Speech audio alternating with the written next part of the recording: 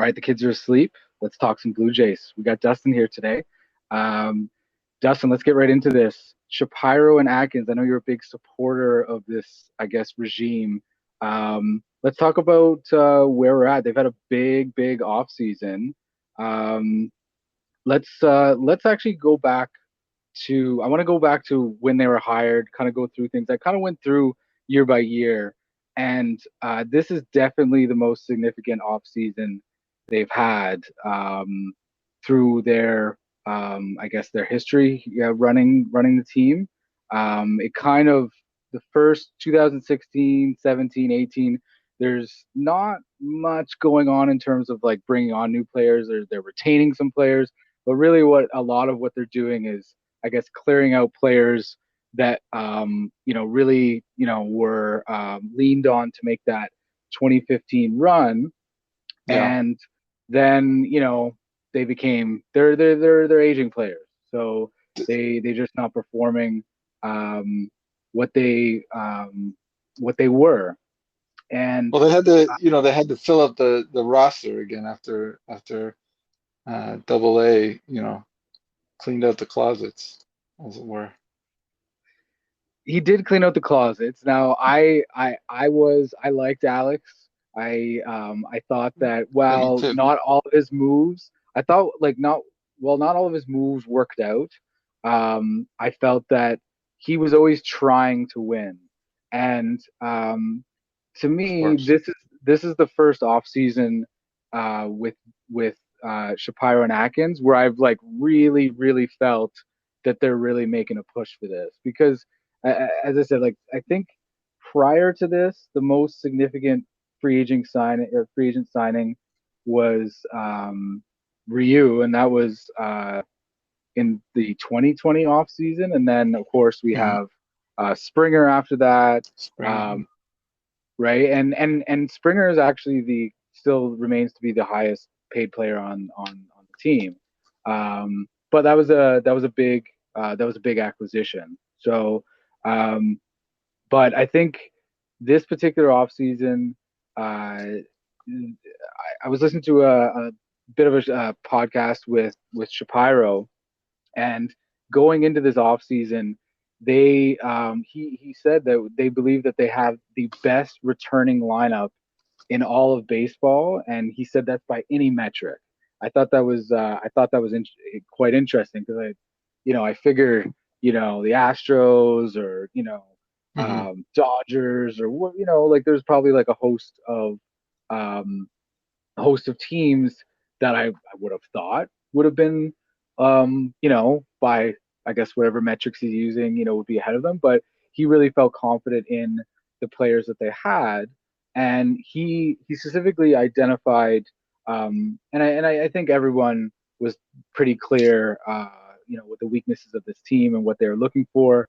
They needed some left-handed bats, they needed a starting pitcher, and they needed some bullpen help. So why don't you take us through their additions, starting with the left-handed bats? Yeah. Well, first of all, before we get to that, I just want to say one thing about the the 2015. I don't want to make it sound like I'm a Double A hater. I just like you, and probably every Blue Jays fan who's been a fan since um, the early '90s there, um, loved seeing playoff baseball again. So I got to thank Double A for that. Um, but I think really what Shapiro and Atkins have been doing, in my opinion, has been trying to create a sustainable winner, trying to create a team, trying to build a team from the bottom up, um, with strong, you know, uh, uh, rookies and people like, Bo Bichette and Vladdy. And there's a couple guys coming up now that look promising, Ricky Tiedemann, and others. So they're trying to bring those up and, adding in those sort of veteran and quality guys in the offseason, like these left-handed bats, Dalton Varsho, Kevin Kiermaier, um, you know, that's exactly what this team was looking for, and they answered it. So, you know, Varsho looks like a young, fairly young player that has a lot of promise. I think he's going to bolster the outfield, defense, and left. And Kevin Kiermaier, I mean, Blue Jays fans will know him as a very frustrating center fielder for the Tampa Bay team there, and you know he just patrols that outfield like nobody else. So that's kind of the sort of 2-for-1 that the Jays have got with these two players. Is not only have they added that left-handed bat, but they've added that outfield defense, that run prevention. Um, you know that they sorely needed. Well, and I wanna get back to that in a few minutes, because I think that while I think that's the team's going to benefit from that improved defense. But it seems like that's also been kind of like maybe a secondary priority, because the other priority that we were very clearly it was very clear by the end of last season, especially crashing out of the playoffs against the Mariners, was they needed a solid starting pitcher, and Mm-hmm. they've they I know they probably made a run at a few people, but they've signed Chris Bassett. Yeah. So talk to us about Chris Bassett and what you think he's going to bring.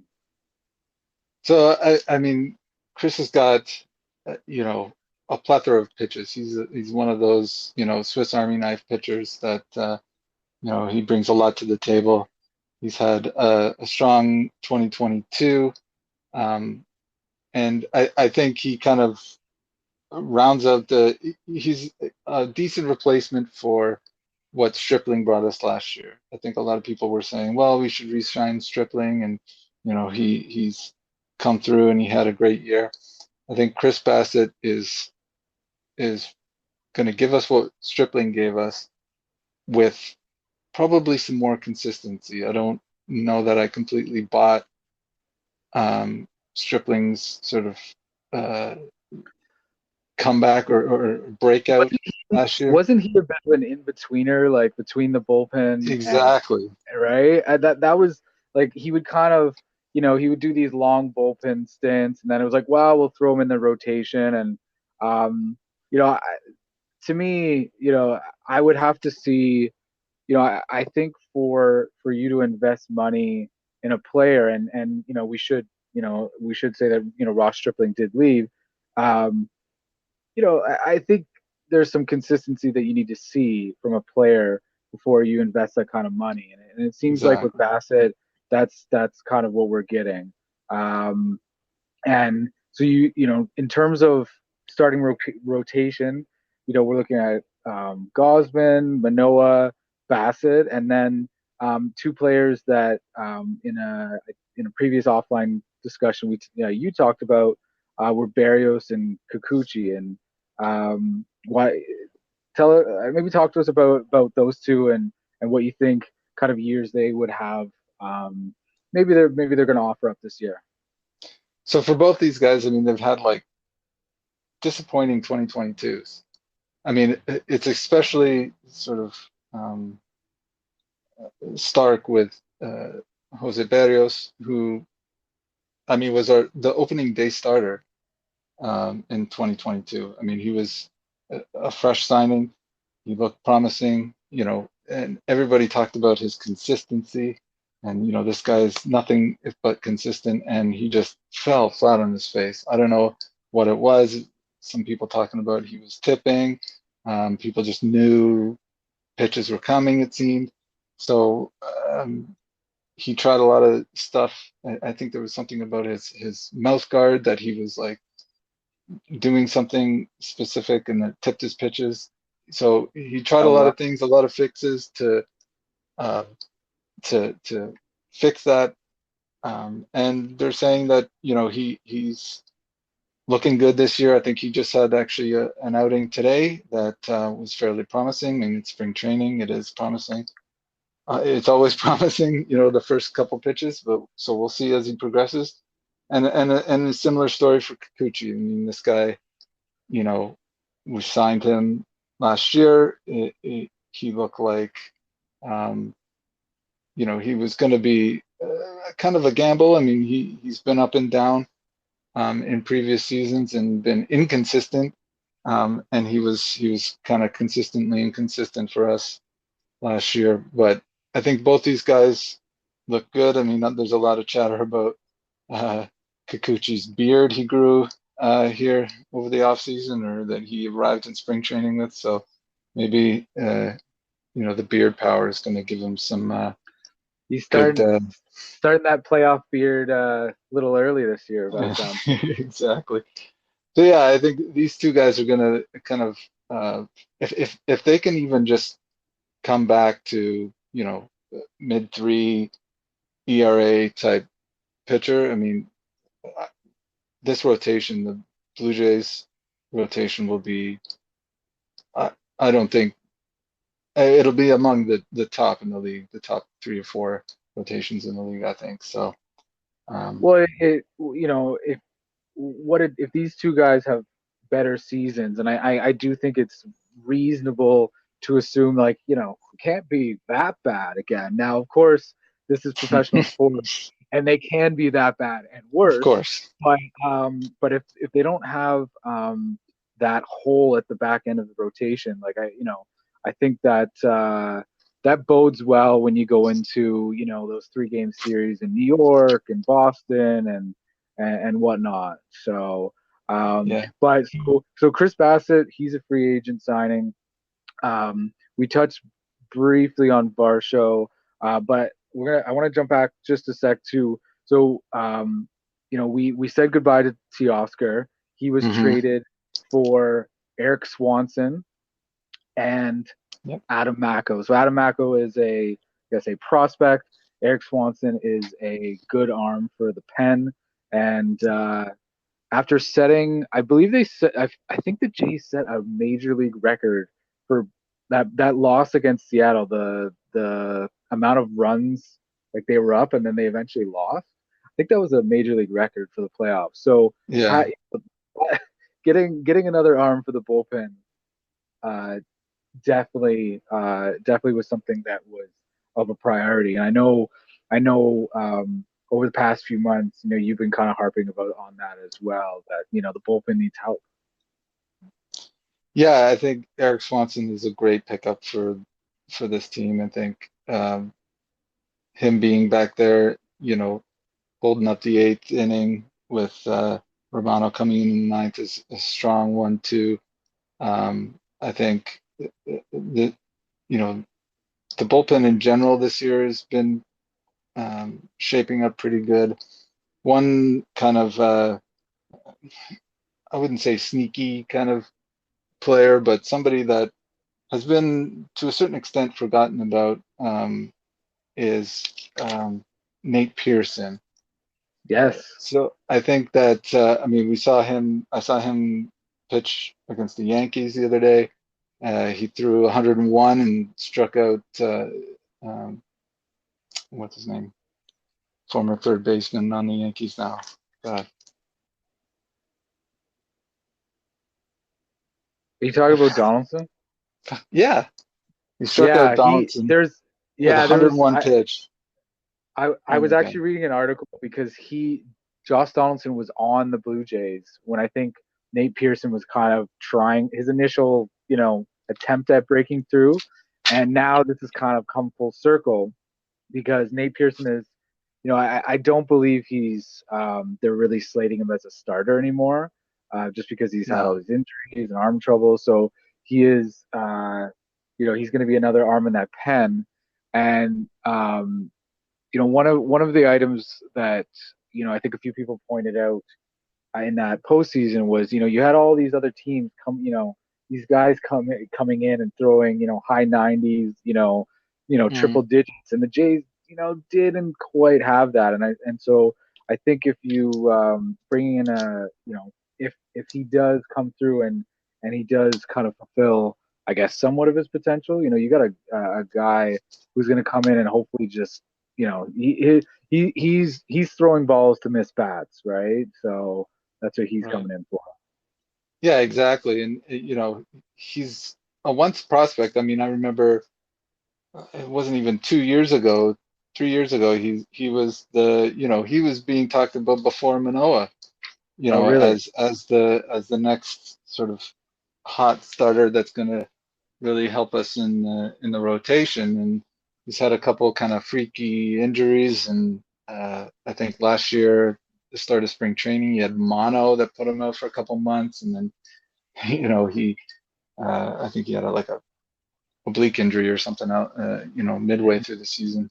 He's that prospect that just had a disappointing start to his career, and I think we should look but he out for but he's him but he sparkles. So he's got, like, he for sparkles where sure. you see like the possibility of it.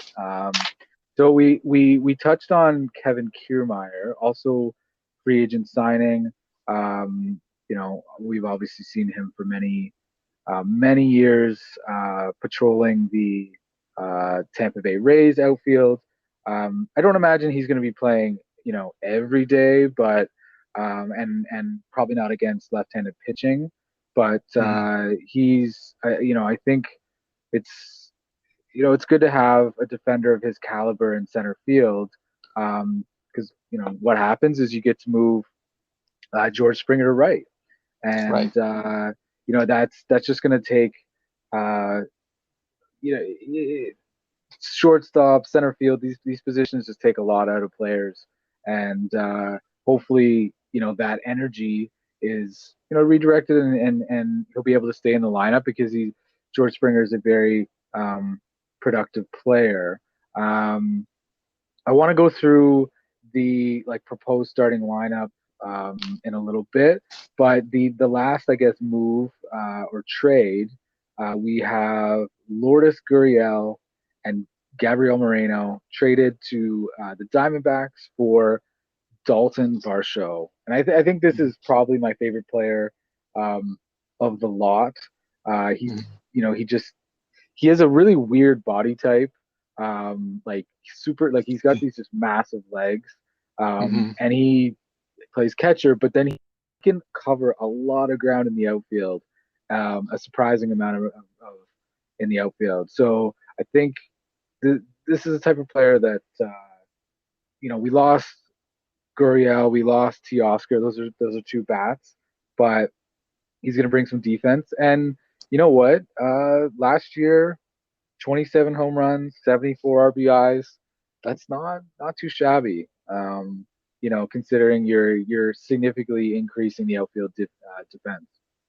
And I think he's like 24, 25 years old, so I think he's fairly young. I think he's at the start of his career. There's a lot of promise and a lot of growth I think he can have, and he's just hitting his sort of stride. So I think that there's something that they saw in this kid, and I think that he's going to really help us out. I think he's got, despite his as you put it, odd body type, I think he's got a lot of speed as well on the bases, and Yeah. I think he's a smart kind of base runner with the new, base sizes and the uh, pitch clock and the rules for stepping off and stuff. I think we're going to see uh, a lot of the running game kind of come back into the baseball, and so um, having somebody like that on the team that can take a base is going to be valuable for sure. So we have another free agent signing. This one I thought came a little bit out of left field, but they it looks like they're taking a flyer on Brandon Belt, um, former San Francisco Giant. Very productive. Had I guess a down 2022, and he was injured, so it's a 1 year deal. He's kind of Mhm. looking to, I guess, kind of rebuild his career. And where do you see him fitting in? It reminds me a lot of Justin Smoke that we've seen on this team in recent years. First base, DH, power bat. Um, I think he's going to add a lot of juice to this lineup. Uh, with Teoscar leaving and replacing him with arguably Dalton Varsho, Kevin Kiermaier. It may not have been enough, and I think Brendan Belt is that answer. I think he's going to be able to spell um, Vladdy at first base, so Vladdy can DH and they can um, have some options off the bench and that kind of thing. So he's a great bench bat. I think he's going to get a lot of home runs with the new outfield construction. So I was super excited about that. I thought that was a great pickup for the Jays. He's also another left-handed bat. Exactly. So That's one we forgot. there's definitely they're definitely kind of balancing things out this off season, considering how righty heavy they were previously. Couple more, I guess, off season moves. Bo Bichette, he avoids arbitration, signs a 3-year, $33 million deal. He is there's no longer any more arbitration for the next 3 years. Following this deal, he'll be just a free agent. So, Mhm. uh, big player in terms of the Jays' plans. A player that I think really came on in the second half last year. But I think all parties are probably happy at this one. Yeah, I mean, I'm happy for sure. I think this arbitration hullabaloo kind of puts sour taste in everybody's mouth, especially the players. And Bo Bichette kind of has as somebody who grew up with a father that was in the game, he's not in this game for money, right? He's not one of these kids that came out of nothing and needs to sign, millions of dollars, and he's in this for the baseball. And so any of these kind of contract talks and this kind of stuff, it seems like anyways, um, he just wants to put that behind him and play baseball. And so it seems like, you know, when we saw what happened with um, Stroman. Stroman, yeah, it just when it sours the relationships, with a star player or a promising player, you, you just lose hope for signing that player long term. And Bochet's somebody like almost over Vladdy, I would want to sign. I mean, he plays a premium position. Mhm. He's a consummate professional, and he's always trying to be better at baseball. I know people slag him on his defense, but I feel like I'd rather have Bo than almost any other player on this team stay with the Blue Jays. I mean, we saw actually some recent drama with the Milwaukee Brewers and their pitcher Corbin Burns, who went through the arbitration process, and like they basically blamed missing the playoffs on him. Like he's Wow. he was one of the best players in the league, like best starters in the league last year.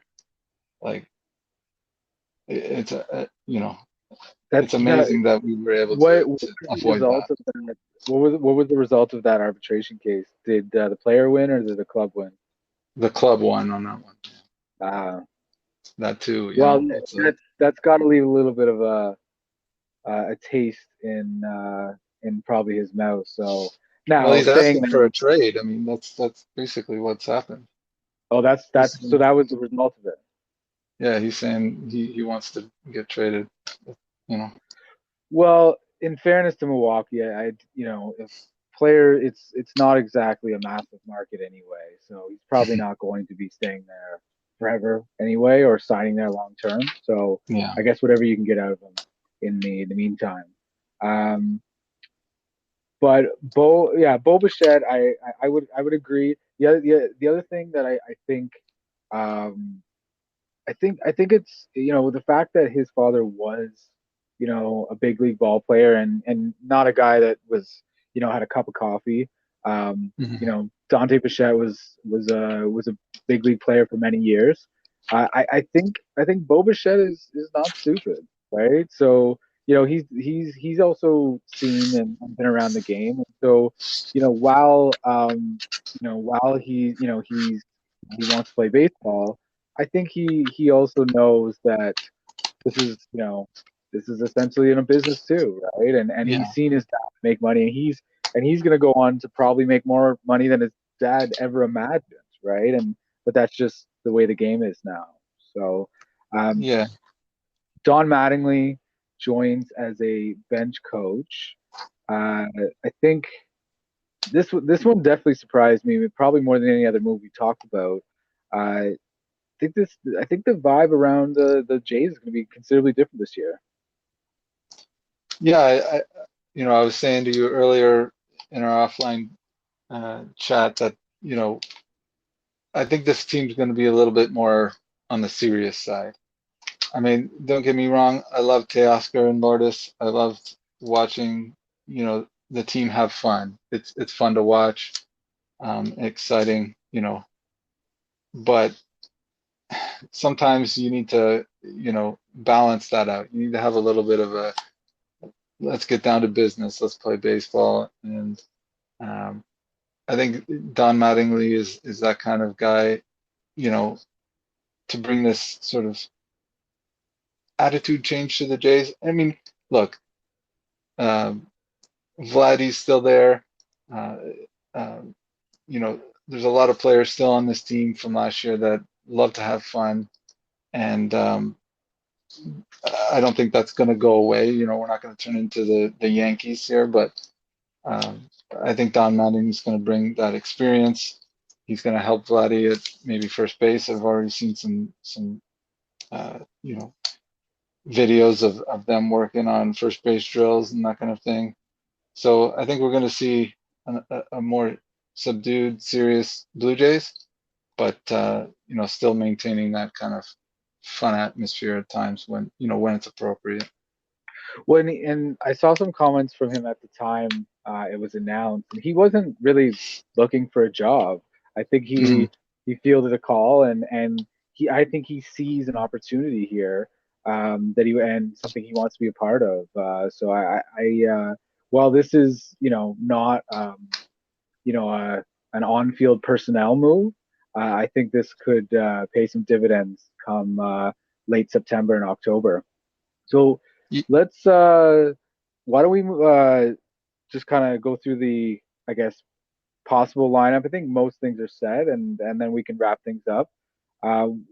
Let's start with the outfield, Dustin. So Varsho's going to come in, and he's looks like he's slating to be the starting left fielder.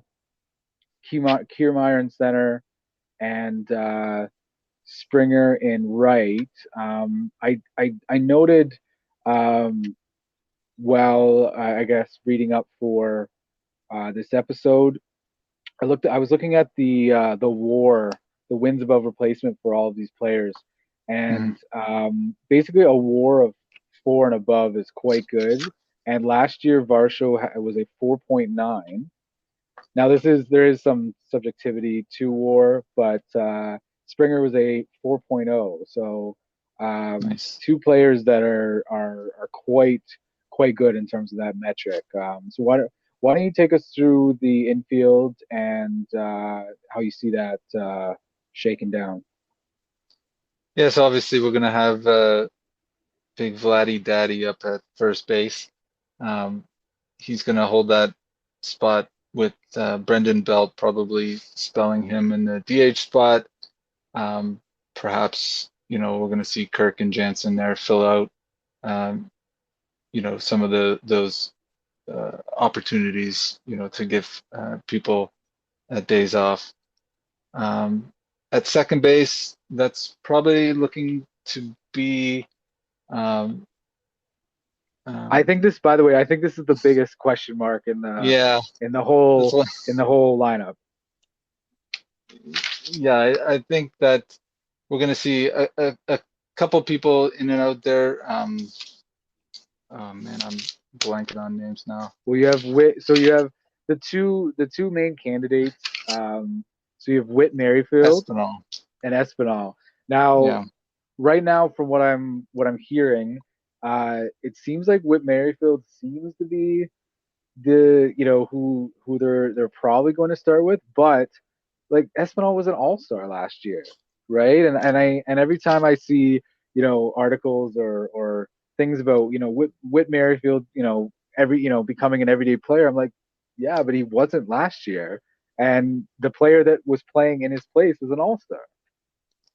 Yeah, and I think Espinal is going to have to show that he can keep doing that to keep that job. I think he's going to get the job out of spring, just based on that what you were just talking about, and his performance last year. And then Whit Merrifield, I think yeah, he's going to see that second baseman spot a lot, but he's also probably going to be the fourth outfielder unless the Jays have another signing here before the season starts. So he's probably going to be somebody that's going to go back and forth, um, you know, in the outfield and second base and be that kind of utility guy. Obviously, we're going to have Bo Bichette at shortstop. Um, I think he's going to have to improve some of his defense there. Um, and But I you think that's know, possible. Like I think you know, as you kind of alluded to previously, there he does get a lot of stick for his defensive abilities, and Bo Bichette is probably never going to be a Gold Glover, but I think if there's one thing in most sports that you can learn, defense is it's a lot of hard work. It's a lot of reading, reading the play, and I think that's something that he's probably only going to get better on. And with that 3-year deal and that big contract coming up, like that's something he's going to want to be improving, right? right? Yeah, and I think he's got that work ethic that he's gonna be working on that. I have no doubt that he's gonna always be improving there. Um, what are we missing here? Third base. Third base and a Um, catcher. well, obviously at catcher we got Kirk and Jansen, as mentioned earlier. That might help in the DH role there. Unfortunately, we won't be seeing Gabriel Moreno, but hey, such is life. And then I guess we'll see Varsho there, in the emergency situation. Um, Well, and you know, Gabriel Moreno, highly touted prospect. It would have been nice to see what he had, but we have Alejandro Kirk. He was Silver Slugger winner last year, so yeah, um, you know we already have him. I think dealing a prospect that may turn out, may not. I think was the right move for sure. And Jansen yeah, seems very steady. yeah. Hopefully these guys can kind of. I mean, it's an embarrassment of riches. At catcher, there's a lot of teams that are struggling to have one quality young catcher, and we got you know two. So I think it's great. It's great. It's something that we haven't seen in quite some time. And so over at third, we have Matt Chapman Of rounding out that course. the hot corner, rounding out the infield. So Yeah. go ahead. Well, I was just going to say that he's such a solid uh, player over there. You almost forget about him in this lineup. You know, I think we'll be sad to see him go. Um, I love seeing Matt Chapman on the field, and I think that he can help Bo Bichette, with that defense. I think if they work together a little more with the Mhm. you know the drills and whatnot. Well, I would normally ask you for a prediction, but I'm hoping we can do this again. Um, spring training has just started, Hmm. so let's do this again closer to opening day, and we can see where we're at with all these players, all these signings, and see how this team's shaking down. Sounds good, man. Love talking to All you. right, yeah, let's end it there. Go Jays, go. Go Jays, go.